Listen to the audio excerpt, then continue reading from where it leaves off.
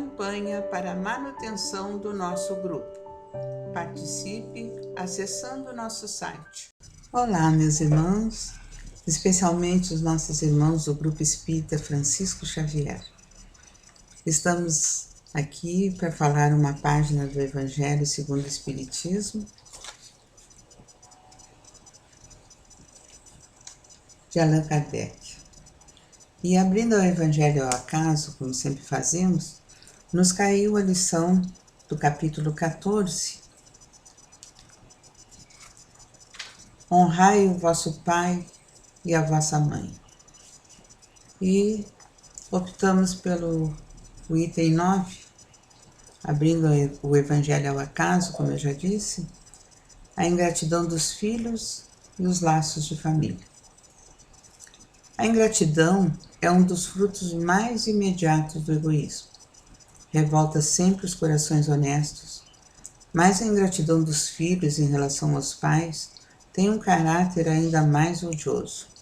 É sob este ponto de vista, especialmente, que vamos encará-lo, para analisar as causas e os efeitos. Aqui, como em toda parte, o Espiritismo veio lançar luz sobre um dos problemas do coração humano. Quando o espírito deixa a terra, carrega consigo as paixões ou as virtudes inerentes à sua natureza e vai para o espaço se aperfeiçoar ou ficar estacionário, até que queira ver a luz. Alguns, pois, partiram carregando consigo ódios poderosos, desejos de vingança insatisfeitos, mas a algum destes, mais avançados que os outros, é permitido entrever algo da verdade. Eles reconhecem os funestos efeitos das suas paixões e então tomam boas resoluções. Compreendem que para ir a Deus não há senão um caminho: caridade. Ora, não há caridade sem esquecimento de ultrajes e de injúrias. Não há caridade com ódios no coração e sem perdão. Então, por um esforço inaudito, olham aqueles que detestaram na terra, mas ante essa visão, sua animosidade desperta.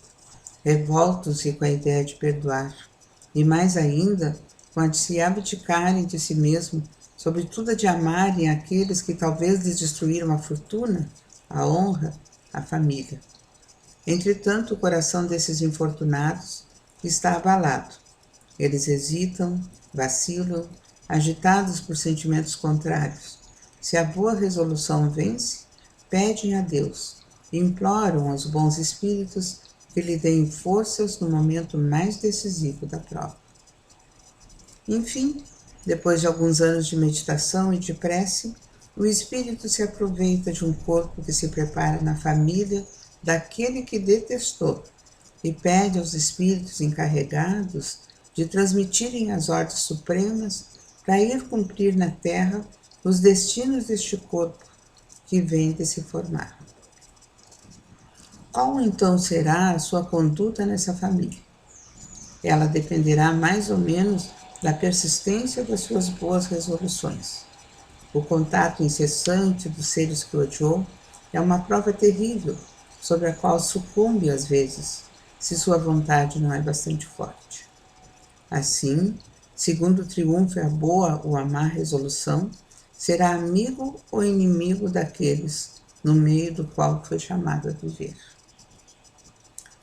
Por aí se explicam esses ódios, essas repulsas instintivas que se notam em certas crianças que nenhum ato anterior parece justificar. Nada com efeito nessa existência pode provocar essa antipatia. Para compreendê-la, é preciso voltar os olhos sobre o passado. Ó espíritas, compreendei hoje o grande papel da humanidade. Compreendei que quando produzis um corpo, a alma que nele se encarna vem do espaço para progredir. Sabei vossos deveres e colocai todo o vosso amor em aproximar essa alma de Deus. É a missão que vos está confiada e da qual recebereis a recompensa se a cumprires fielmente. Vossos cuidados, a educação que lhe deres, ajudarão seu aperfeiçoamento e seu bem-estar futuro. Pensai que a cada pai e a cada mãe Deus perguntará: que fizeste do filho que te confiei a guarda? Se permaneceu atrasado por a vossa falta, vosso castigo será o de vê-lo entre os espíritos sofredores, ao passo que dependia de vós tê-lo feito feliz. Então vós mesmo, atormentados de remorso, pedireis para reparar a vossa falta. Solicitareis uma nova encarnação para vós e para ele, na qual o cercareis de cuidados mais esclarecidos, e ele, cheio de reconhecimento, vos cercará de amor. Não rejeiteis, pois, a criança de berço que repele a sua mãe, nem aquele que vos paga com ingratidão. Não é o acaso que o fez assim e que vô-lo deu. Uma intuição imperfeita do passado se revela, e daí julgais que o um ou outro já muito odiou ou muito foi ofendido, que um ou outro veio para perdoar ou para espiar.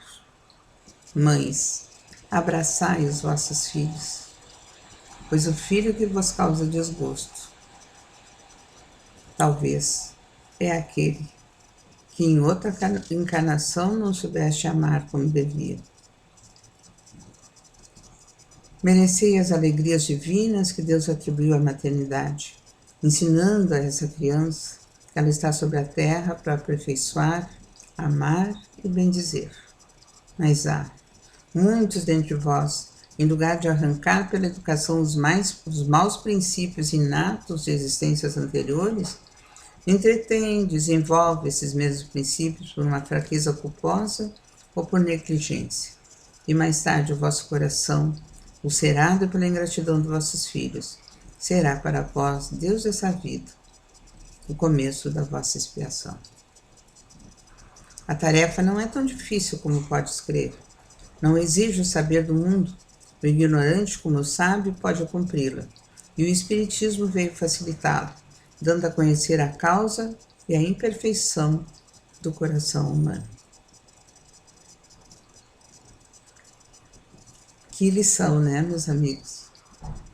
Que lição linda e que advertência para todos nós, pais, mães, avós, professores, né?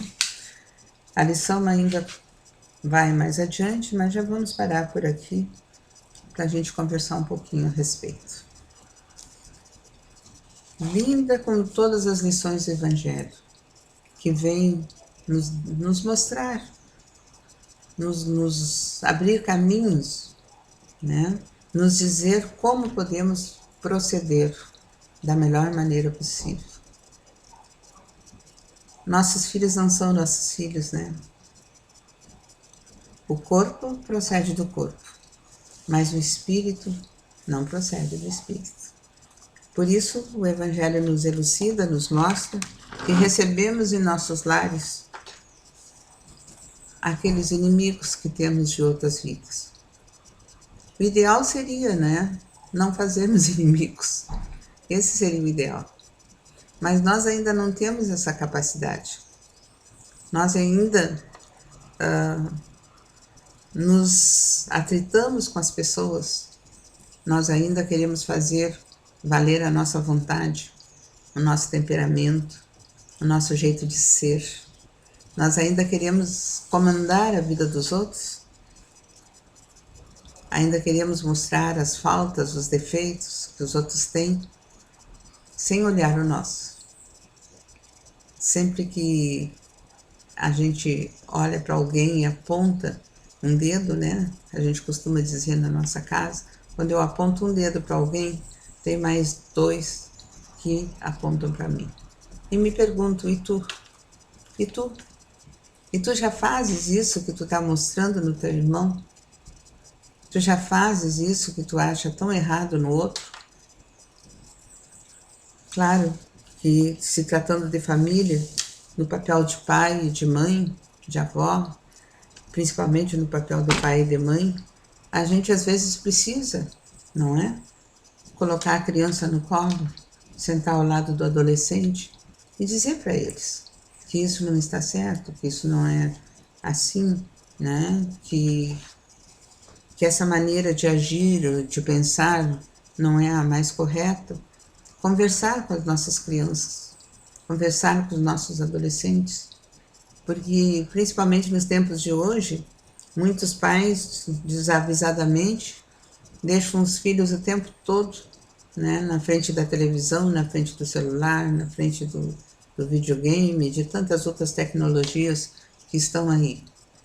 A tecnologia ela veio para nos auxiliar e veio assim de uma forma muito rápida nos últimos anos, né? Aqueles que já têm mais um tempinho de vida, assim que nem eu, a gente vem lá desde o tempo que não tinha nem celular, né? Não tinha celular, a televisão era muito ainda embrionária, muito no início, as comunicações eram difíceis, os telefones não é, eram difíceis ainda, não eram que nem agora, que tu tens na mão um celular e no mesmo instante tu fala com o outro lado do mundo. Não era assim, não. Era tudo bem mais difícil. E nos últimos anos está muito fácil. Uma criança com o celular na mão, não é? Ela está conectada com o mundo. E aí que está o perigo. Nem tudo que está na internet é bom.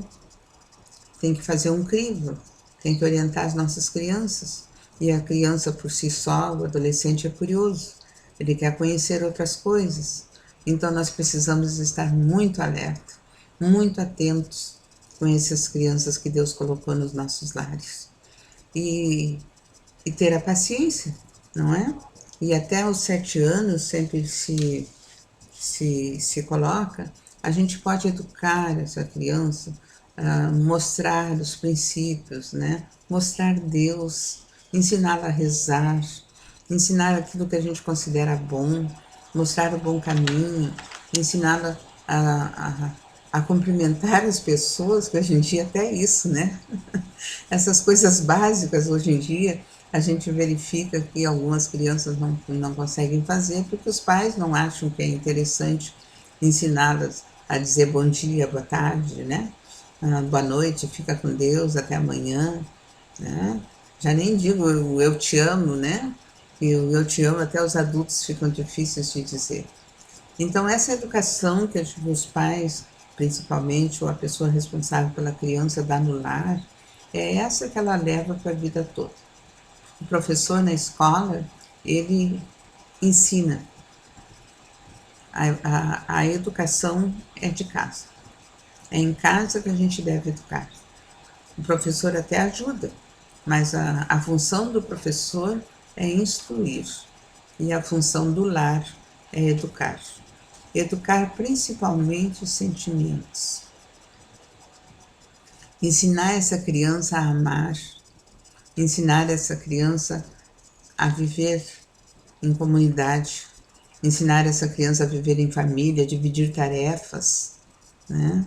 Colocar no colo, dizer eu te amo, dizer olha como é boa a nossa casa, olha como Deus é generoso conosco, mostrar para ela o mundo em que estamos vivendo, não no sentido de assustá-la, mas no sentido de colocá-la neste momento crucial da humanidade que a gente está vivendo.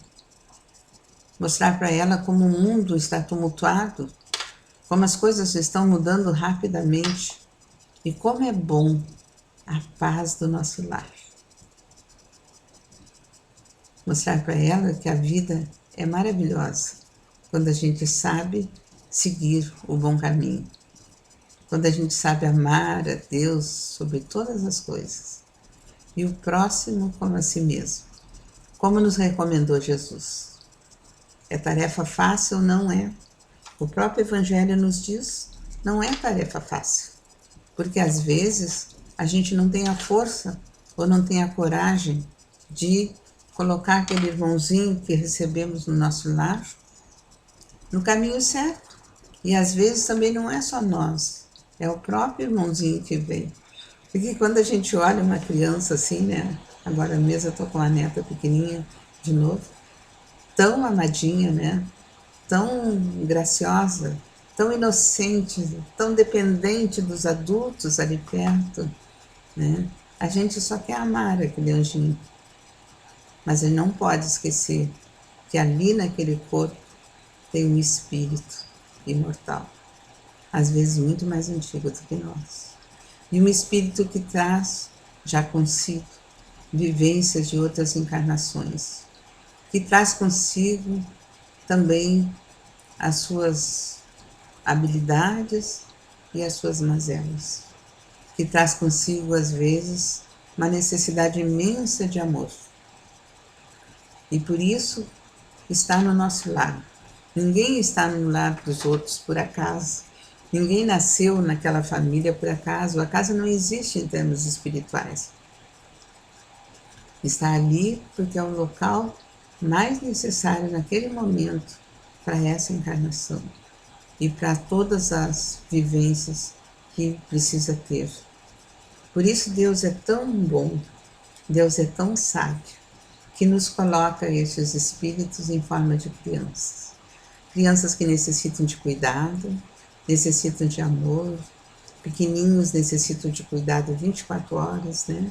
Depois, então, esse cuidado já vai se distanciando um pouquinho mais, mas o cuidado é para a vida toda. Quem tem filho sabe, é para a vida toda. Pode estar adulto, pode estar casado, pode já ser avô, mas a gente sempre tem aquele cuidado com o filho, porque foi colocado no nosso coração, no nosso lar, aquele espírito que em algum momento de outras vidas tivemos alguma dificuldade. Mas é sempre assim? Não, nem sempre é assim. Às vezes recebemos espíritos que já são harmonizados conosco. É mais raro, mas tem famílias já harmonizadas de muito tempo e vivem no paraíso.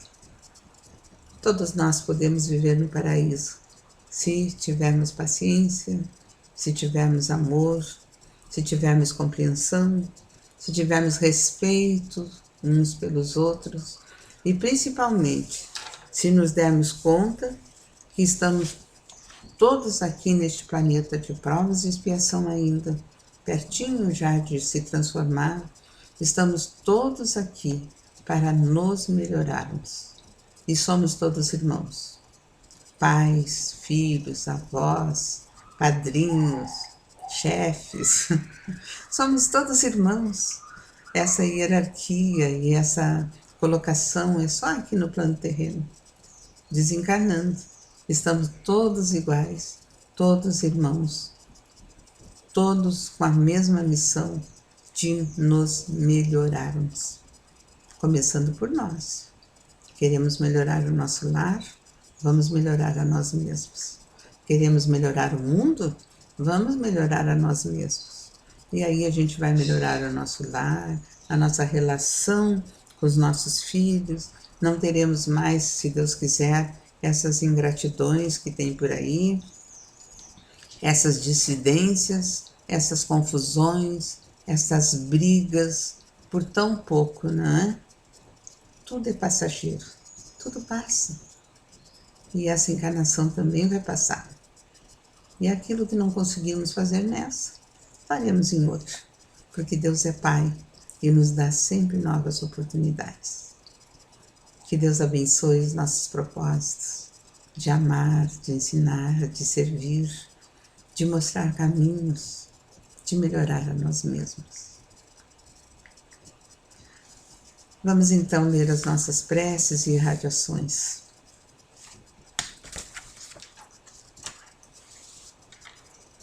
Irmãos, vamos unir nossas almas confiantes para dedicar nosso pensamento e sentimentos fraternos para quem precisa, quem está carente de saúde e de paz. Convidamos todos os irmãos a manterem seus corações e pensamentos vibrando nas preces que faremos a Deus, a partir deste momento, em favor daqueles a quem endereçarmos as nossas vibrações. Prece para os enfermos. Neste momento, abrimos uma corrente de vibrações em benefício de nossos irmãos enfermos, que se encontram em nossas casas, em hospitais, casas de caridade e demais locais onde se acham passando por dolorosas provações.